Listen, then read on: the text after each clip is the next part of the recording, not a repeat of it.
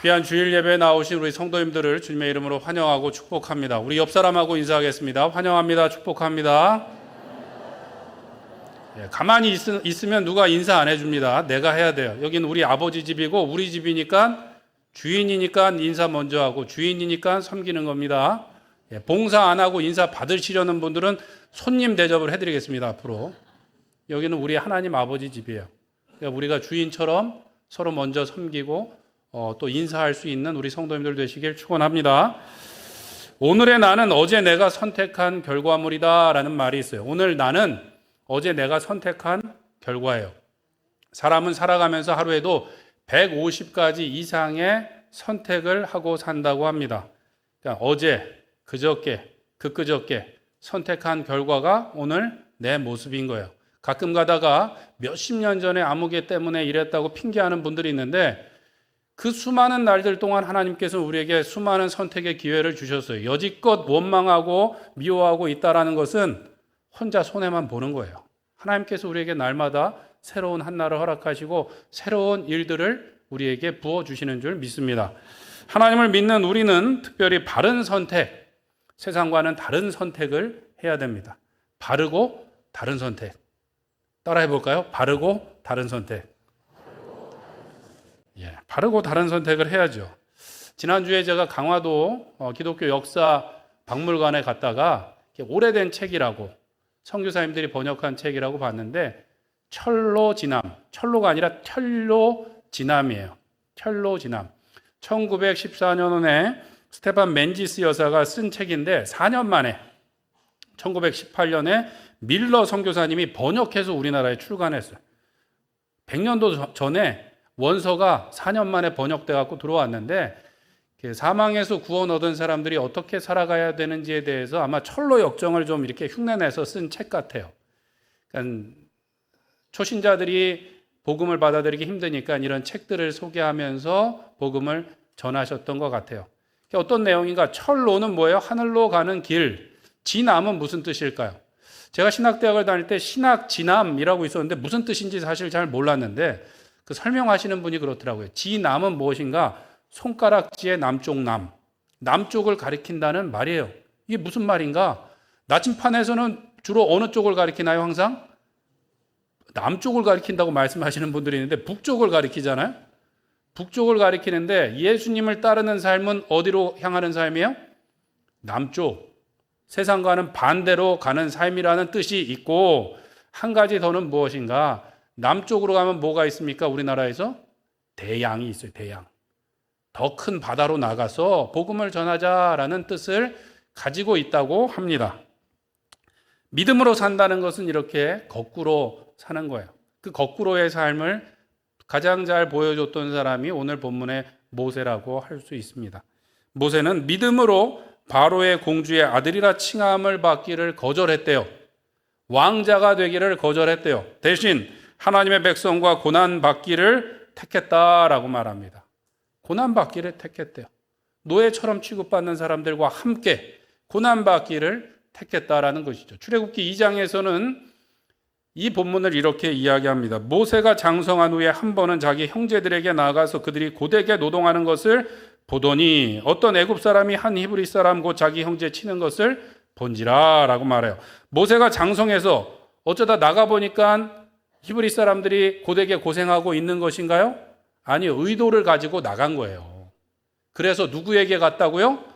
자기 형제들에게 갔다고 이야기하고 있어요. 왕궁에 있는 사람들이 내 형제가 아니라 고되게 노동하고 있는 내 형제들에게 갔고 그들을 본다라는 것도 그냥 구경하러 간 것이 아니라 돌보러 갔다는 것이죠. 무언가 도울 일이 없나 보러 간 것이에요.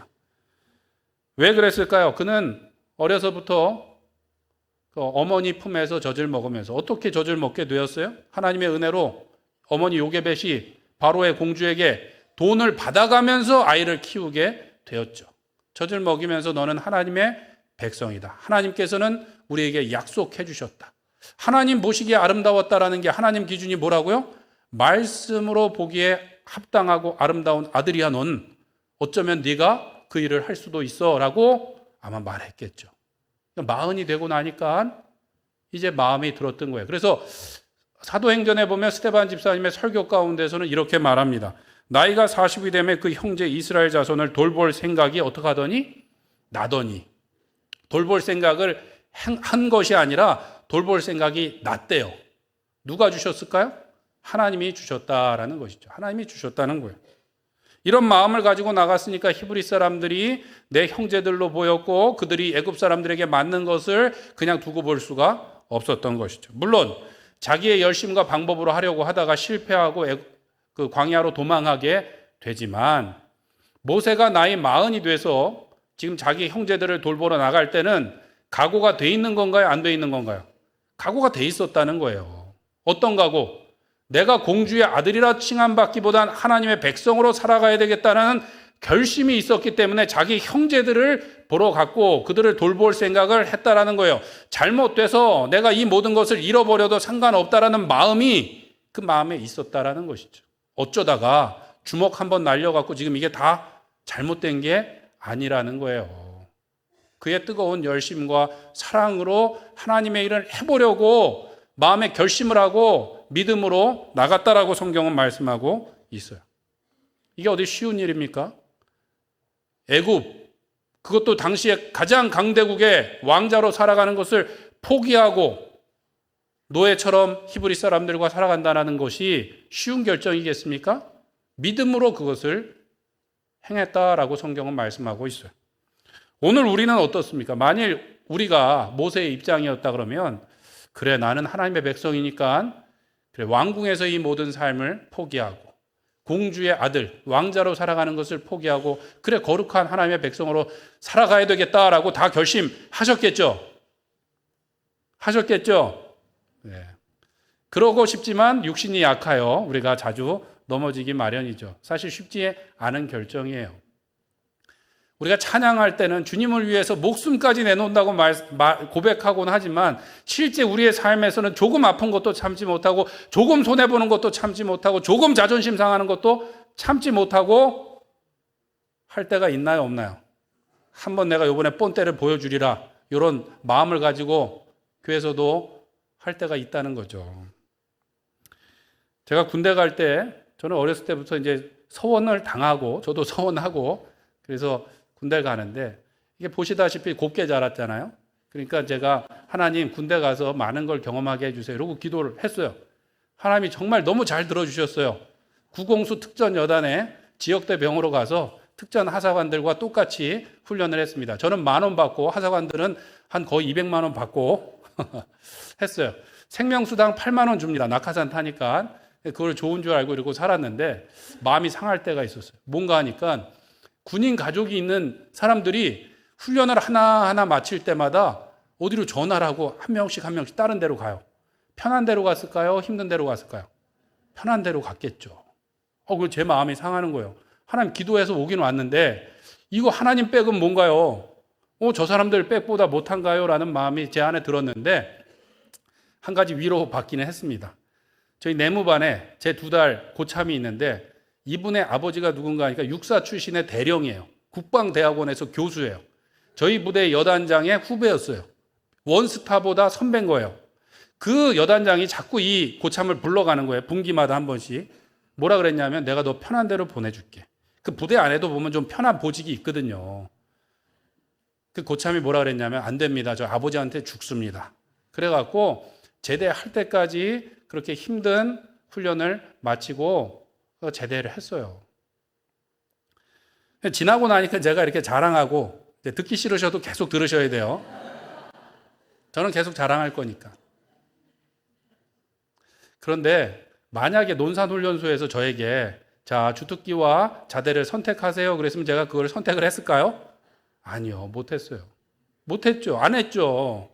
제가 주님을 위해서 뭐든지 하겠습니다. 좀 많은 걸 경험하게 해주세요 라고 기도했지만 그거 선택하겠습니까? 거기 말고 조금 그건 너무 센데요? 이러고 말하고 다른 데로 갔겠죠. 우리에게 선택이 있었으면 그렇게 못했을 거예요. 그런데 예수님께서 구원으로 인도하는 문도 그렇다고 말씀하세요. 문이 작고 길이 협착하여 찾는 사람이 많다 적다? 적다. 길도 험한데 찾는 사람도 별로 없대요. 저는 그게 더 슬픈 것 같아요. 찾는 사람이 없어. 외롭게 가야 되는 길이에요. 그런데 우리는 하나님께 사랑한다고 말하고 하나님을 믿는다고 말하면서 그 좁은 길로 가겠다고 말씀하세요? 아니면 좋은 길로 가겠다고 말씀하세요? 좋은 길로 좀 보내주세요라고 기도할 때가 많이 있죠. 일하지 않고 하나님 건물 세워놓고 내가 좀 편하게 먹고 살고 물질로도 하나님께 영광 돌리게 해주세요라고 기도할 때가 있고, 하나님 공부 잘하고 출세해갖고 하나님 큰 권세를 가지고 하나님께도 영광을 돌리게 해주세요. 멋지게. 누가 멋진 거예요? 하나님이 멋진 거예요? 내가 멋지고 싶은 거예요? 내가 멋지고 싶은 거죠. 그럼 하나님도 멋질 것 같은 상상을 하면서 우리가 그렇게 기도할 때가 있는 거예요. 그런데 그런 일들은 다 세상 사람들이 바라는 일인가요? 안 바라는 일인가요? 바라는 일이죠. 그런데 예수님을 따라가는 삶은 그와 정반대일 가능성이 매우 높다. 매우 높다. 왜 매우 높다라고 말씀드렸냐 하면 아닌 경우도 있긴 있어요. 있나요? 없나요? 있죠. 요셉 같은 경우 애굽의 총리로 살았고, 다니엘과 같은 경우도 제국 이변에도 그가 그 바벨론과 페르시아에서 아주 높은 자리에 있었잖아요. 근데 이제 그런 바람이 있는 분들은 좀 각오를 하시고 기도를 열심히 하시면 돼요. 어떤 각오인가 하면 형제들에게 죽일 뻔함 당하고 노예로 팔리고 그 다음에 감옥에 억울하게 가고 또 기도하다가 잡혀서 사자굴에 들어갈 각오를 하신 분들은 그렇게 기도하시면 되겠습니다. 자녀들이 그렇게 높은 자리에 올라가서 하나님 떵떵거리게 해주세요 하는 분들도 자녀들이 그런 고난을 받을 각오가 되신 분들은 그렇게 기도를 하시면 되겠어요. 아멘이신가요? 예수님을 따르는 삶은 그래프로 하면 점점 올라가는 이 상승 곡선인가요? 아니면 하향 곡선일까요? 예수님을 따르는 삶은 하향 곡선이죠. 예수님께서 하늘 보좌를 버리고 이 땅에 오셨고 이 땅에서도 섬김을 받으러 오신 것이 아니라 종의 모습으로 섬기셨어요. 마지막엔 자기의 몸을 깨트려서 우리에게 생명을 주셨습니다. 예수님께서 아무든지 나를 따라오려거든 자기를 부인하고, 자기를 부인한다는 게 뭐예요? 노예처럼 생각하지 말고 말하지 말고 순종하고 십자가를 지고 따라오라는 건 뭐 무거운 노동이 아니에요. 십자가는 참혹하고 부끄러운 형틀이에요. 죽음의 틀. 죽으러 따라오라고 예수님 말씀하셨어요. 예수님을 따라간다라는 것은 한없이 낮아지는 길입니다. 어떻게 하면 우리는 믿음으로 그렇게 바른 길을, 또 다른 길을 선택하며 갈 수 있을까요? 오늘 본문을 통해서 보면 첫 번째로 우리는 더 좋은 것을 항상 선택해야 됩니다. 이 말은 덜 좋은 것들을 거절해 버려야 되는 거예요. 좋지 않은 것들을, 조금 좋은 것들을 다 거절하고 위대한 것들을 선택하라는 말입니다. 모세는 바로의 공주의 아들이라 칭함받기를 거절했어요. 대신 하나님의 백성이고 그들의 형제라고 칭함받기를 선택을 했어요. 더 좋아했대요, 그걸. 애굽의 궁전에서 편안하게 풍족하게 지내는데 죄를 조금 지으면서 그것을 누리기보다 하나님의 백성들과 차라리 고난받기를 더 즐거워했대요. 그러니까 억지로 그 일을 한 것이 아니라 그것을 더 좋아하고 그것을 더 위대하게 보았기 때문에 그것을 고민 없이 그가 담대하게 선택했다라는 것이죠. 짐 콜린스라는 분이 쓴 베스트셀러 중에 좋은 기업을 넘어 위대한 기업으로라는 책이 있어요. 원래 영어 원 제목은 Good to Great입니다. 굿은 좋다는 것이고 Great은 위대하다는 것. 좋은 게 아니라 위대한 것으로 나가래요. 많은 사람들이 그냥 조금 좋은 것에 만족해서 위대한 것을 선택하지 못하고 있다고 이야기하는데, 덜 좋은 거 그냥 갖고 그냥 편안하게 살면 되지, 이런 말이 아니에요.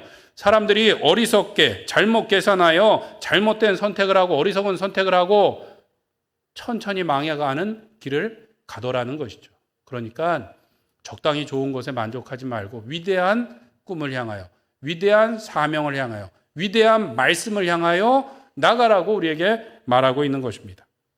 모세가 바로 왕궁의 권세와 풍요를 거절할 수 있었던 것은 무엇 때문입니까? 하나님의 약속이 훨씬 더 큰 거라고 그가 믿었기 때문이에요. 비교할 수 없이 놀랍고 큰 축복인 것을 믿었기 때문에 그가 그것을 내려놓을 수가 있었어요. 또한 수많은 우상들과 죄들이 가득한 그곳에서 잠시 낙을 누리기를 싫어했다는 거예요. 그곳에서 죄 지으면서 내가 풍족한 것을 누리고 권세를 누리기를 싫어했고 하나님의 백성으로서 거룩하고 영광스러운 삶을 살기를 그가 더 좋아했다라는 거예요. 더 좋아했다. 좋아서 그걸 한 거지 억지로 한 것이 아니라는 말이에요. 모세는 우리가 보기에는 너무 커 보이는 것을 단호하게 거절했어요. 그리고 기꺼이 대가를 지불했어요. 그렇죠? 왕자라 칭함받기를 가차없이 그냥 내버리고 그가 애굽 왕궁에서 어떻게든 비벼갖고 용서받고 풍요롭게 살기를 원하지 않았어요. 하나님의 백성으로 살기를 바랬다라는 거예요. 그것은 억지로 한 것이 아니라 그것이 더 위대하기 때문에, 그것이 비교할 수 없는 것이기 때문에 그가 그 길을 갔다라는 것이죠. 예수님의 제자들도 예수님을 만났을 때 대가를 지불했나요? 안 했나요? 예수님께서 갈릴리에서 나를 따라오라 내가 사람을 낚는 어부가 되게 하리라 고 말씀을 하셨어요. 아주 저보다는 이렇게 좀 더 뭔가 권위 있는 말씀으로 하셨겠죠. 영화에 보시면 옛날에 기억나실 거예요. 제자들이 막 그물을 막 고치다가 그 말씀을 듣고 어떻게 해요? 뭔가에 홀린 듯이 일어나서 로봇처럼 예수님을 따라가는 장면들을 보신 적이 있나요? 없나요? 있죠. 그런데 사실은 그런 모습이 아니었을 것입니다. 뭐냐 하면 정말 기뻐 뛰며 감사하며 그 모든 것을 두고 따랐을 거라는 거죠. 왜냐하면 유대인들은 우리처럼 이렇게 공부하기를 좋아해요. 5살부터 10살까지 일단 초등교육이 시작되는데 토라를 외워야 됩니다. 토라가 뭔지 아세요? 내비게이터 69절 뭐 이 정도가 아니에요. 모세 오경을 그냥 외워야 돼요. 10살까지. 그래야 중등교육으로 넘어갈 수가 있어요. 중등교육으로 가면 14살까지 탈무드와 율법의 역사에 대해서 배웁니다. 탈무드는 이 모세 오경을 해석해 놓은 것까지 배우게 되고 거기서 통과한 사람들이 이제 고등교육으로 가는데 만 17살까지 가서 구전으로 내려오는 율법과 선지서를 배우고 그걸 통과해야만 랍비의 제자가 될 수 있는 자격을 얻는 거예요. 이거 쉬울까요? 어려울까요? 남의 일이라고 이렇게 쉽게 보시는데 우리도 이제 점점 성경시험 많이 볼 겁니다. 대부분 초등교육까지 마치고 포기하는 경우들이 있어요.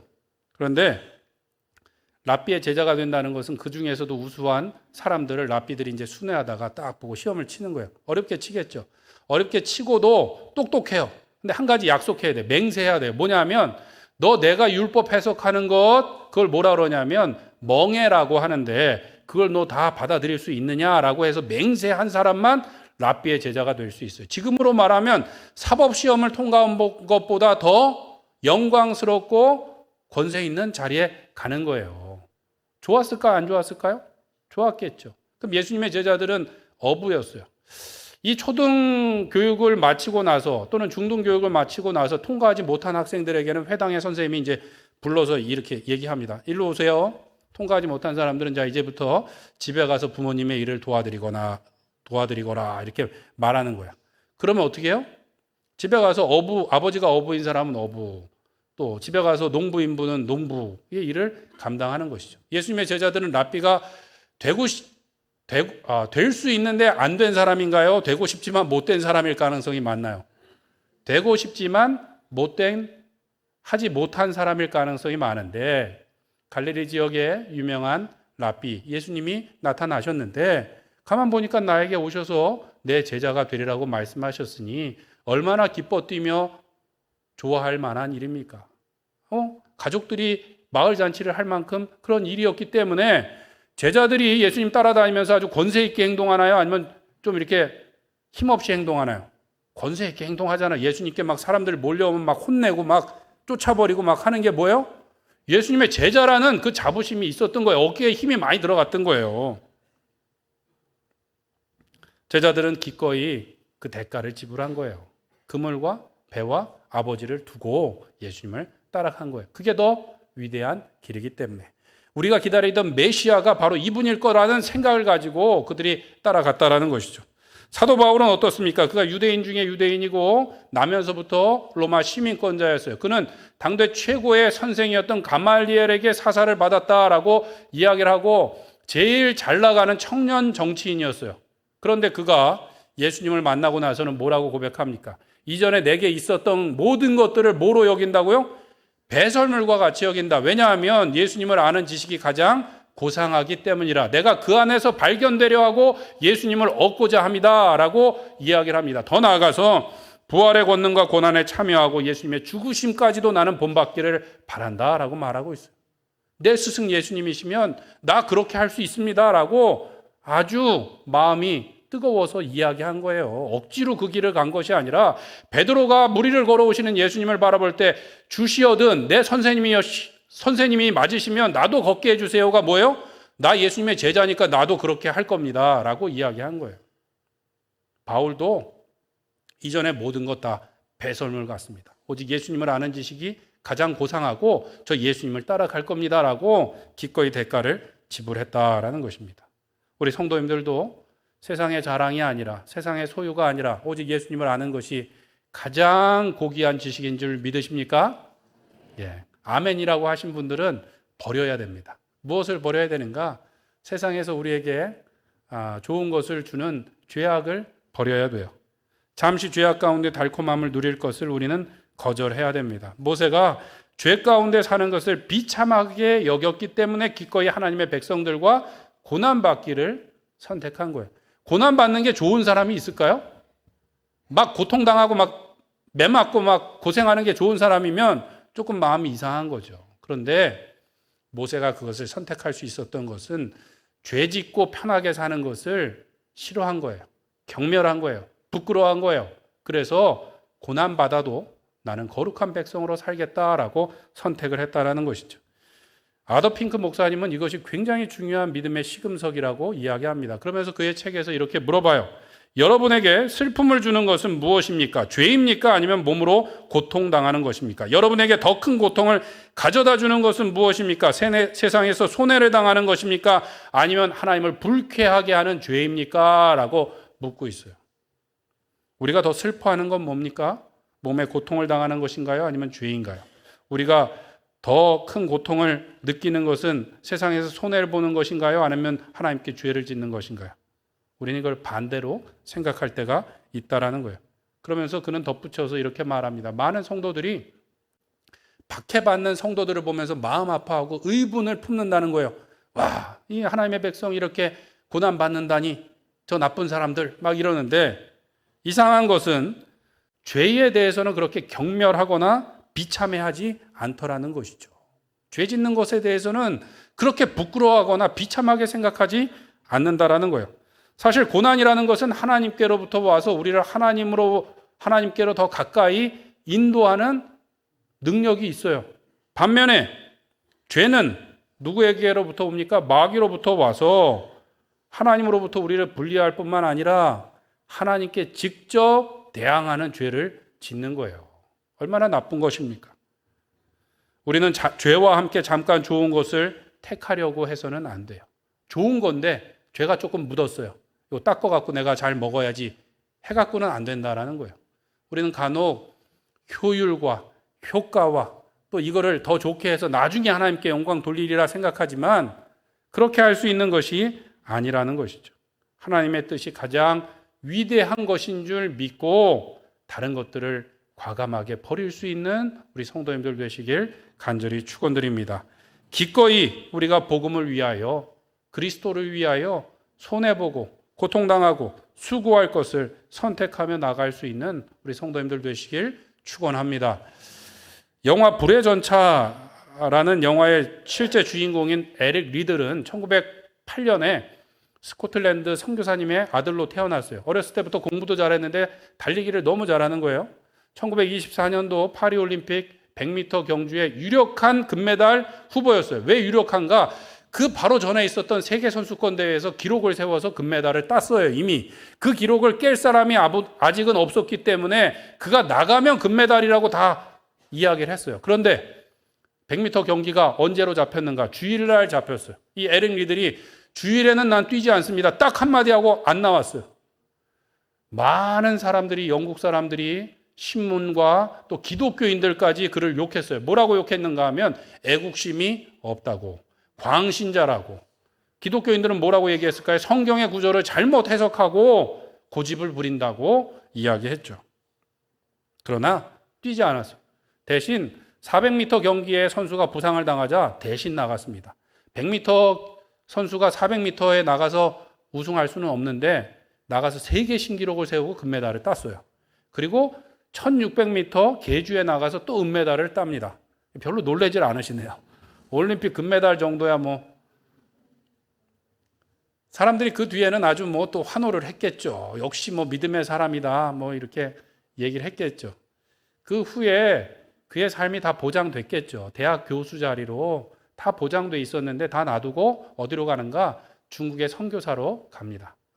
선교 활동을 하다가 1945년도에 일본 사람들이 중국을 침략하고 일본 사람들이 외국인들을 수용소에 가둬요. 거기 수용소에 갇혀 있다가 이제 1945년도에 순교하게 되는데 저분이 계시던 그 수용소를 거룩한 성전으로 만들었다고 많은 사람들이 이야기합니다. 거기 가서도 예배하고 많은 사람들과 함께 예배케 하는 일을 했다라는 거예요. 그런데 나중에 그분에 관한 책을 여동생도 쓰고 여동생이 이제 아주 그 나이가 많이 들었을 때에 그 책이 우리나라에 번역되면서 한국 번역가가 이제 그 분을 인터뷰한 일이 있어요. 에릭 리들의 여동생. 인터뷰를 하는 자리에서 이렇게 질문을 했다는 거예요. 저 같았으면 그때 당당히 100m 경기에 출전해서 금메달을 딴 다음에 제가 금메달을 딸 수 있도록 인도해 주시고 지켜주신 하나님께 영광을 돌렸을 것 같은데요. 에릭은 어떻게 타협하지 않고 그렇게 흔들림 없이 결단할 수 있었을까요? 라고 질문했대요. 어떻게 질문이 그럴듯한가요? 바보 같은가요? 그럴듯하지 않으세요? 저도 어쩌면 그렇게 질문했을 것 같아요. 그런데 그 노부인이 한참을 얼굴을 뚫어져라 보더래요. 그러다가 한참 있다가 이렇게 얘기하더랍니다. 저는 왜 많은 사람들이 그런 생각을 하는지 이해할 수 없습니다. 오빠에게 있어서 주의를 지키는 것은 너무 평범하고 당연한 일이었습니다. 저는 그 일에 대해서 한 번도 이상하다고 생각해 본 적이 없어요. 우리가 잘할 때는 주의를 지킨다는 것이 그토록 당연하고 소중한 일이었습니다. 그런데 요즘은 마치 주일이 스포츠 행사를 하는 날인 것처럼 전락해버렸더군요. 참 안타깝기 짝이 없고 부끄럽다고 생각합니다. 부끄럽다고 생각합니다. 우리 성도님들도 안타깝고 부끄럽게 생각하시나요? 어쩌면 우리는 한 번쯤이야. 그리고 더 좋은 일을 위해서 한 번쯤이야. 더 효과적인 것을 위해서 한 번쯤이야. 라고 말할 수 있는데 맞지 않다는 거예요. 스스로를 속이고 우리가 속아 넘어가는 거예요.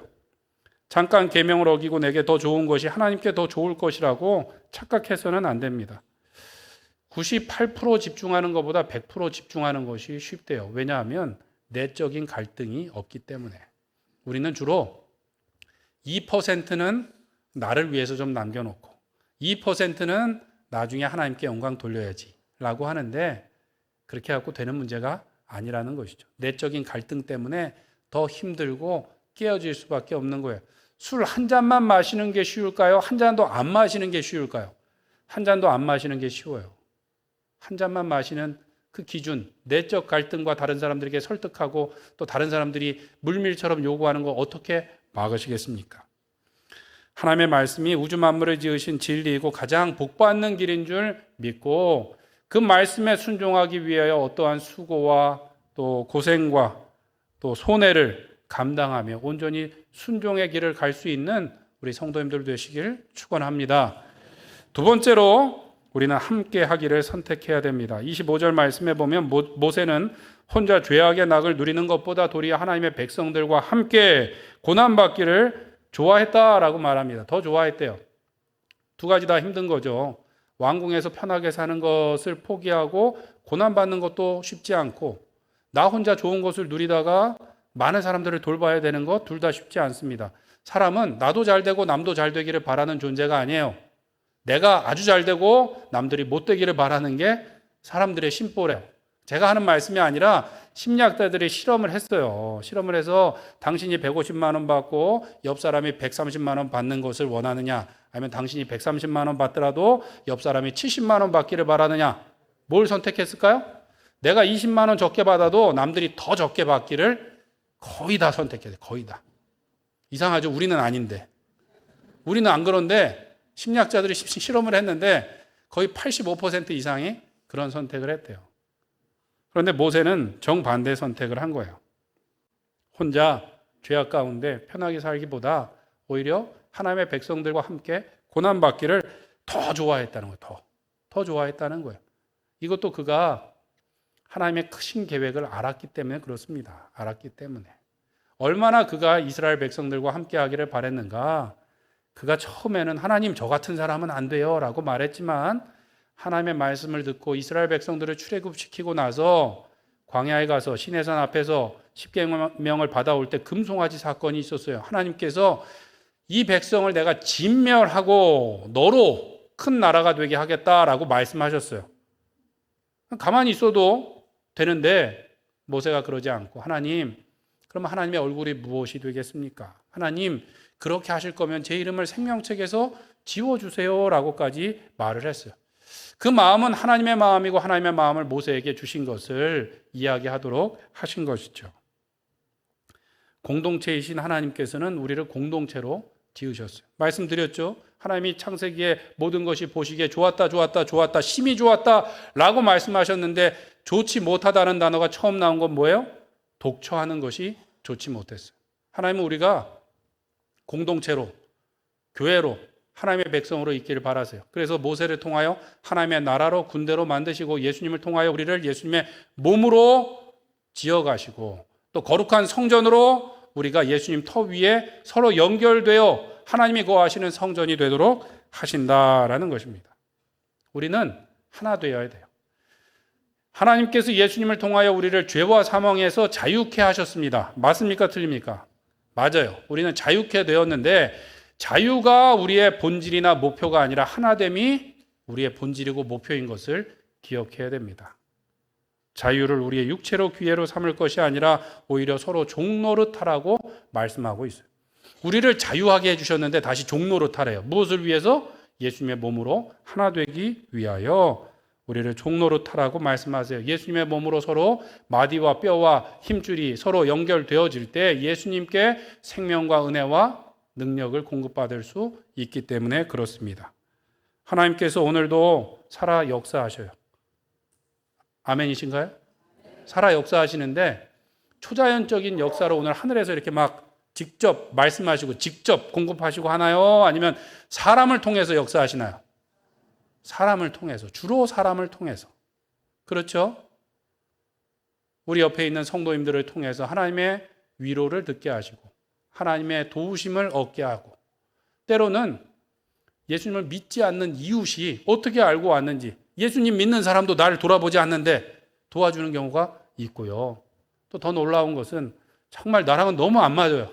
너무 안 맞고 맨날 가시돋친 말을 하고 피해 다니고 하던 그 사람을 통해서 하나님이 돕도록 하시고 나로 그 사람을 돕게 하셔서 하나님의 역사를 이루어 가십니다. 왜 그렇게 하실까요? 그냥 하나님이 좀 직접 해주시면 좋은데 그렇게 하시는 이유는 우리로 서로 돕고 사랑하며 하나 되도록 하시기 위함이에요. 하나님께서 나한테 직접 주시면 어디 겸손히 누구를 섬기겠습니까? 내가 잘났다고 사람들한테 자랑만 하겠죠. 그런데 서로 신세지고 신세를 끼치고 서로 돕고 서로 헌신함으로 우리가 예수님의 몸으로 하나 되어 가는 것입니다. 때문에 우리는 모이기를 힘써야 되는 것이죠. 모여야 돼요. 인터넷으로 예배 드리는 게 아니라 모여서 함께 예배 드려야 되는 거예요. 모여서 함께 기도해야 되고 모여서 함께 찬송하고 모여서 함께 서로 밥도 먹고 해야 되는 거예요. 때문에 히브리서 10장 25절에 보면 모이기를 패하는 어떤 사람들의 습관과 같이 하지 말고 오직 권하여 그날이 가까움을 볼수록 더욱 어떻게 하자? 그리하자. 마지막 날이 올 때 자꾸 사람들이 안 모이려고 하는데 그러지 말고 더욱 그리하자라고 이야기하고 있어요. 마지막 날이 되면 성경에 보니까 예수님이 사람들이 더 바쁘게 다닌다고 했나요? 안 했나요? 했어요. 돈을 더 사랑한다고 했나요? 안 했나요? 했어요. 이미 예수님께서 다 말씀하셨어요. 우리가 정말로 바빠서 못 모이나요? 바빠서 예배 자리에 못 오고 바빠서 구역 예배 못 드리나요? 우리가 추억하고 자랑하는 그 옛날 왕년에 내가 신앙생활 열심히 하던 때 더 많이 모이고 더 많이 예배드리고 더 늦게까지 기도했어요. 그때 일을 조금 했나요? 아니요. 지금보다 더 늦게까지 일해야 되고 그렇지 않으면 회사에서 잘리던 시대에도 우리는 더 많이 모여서 예배하고 기도했어요. 지금 왜 그렇게 바쁜 걸까요? 주님을 위해서 바쁜 걸까요? 그렇지 않습니다.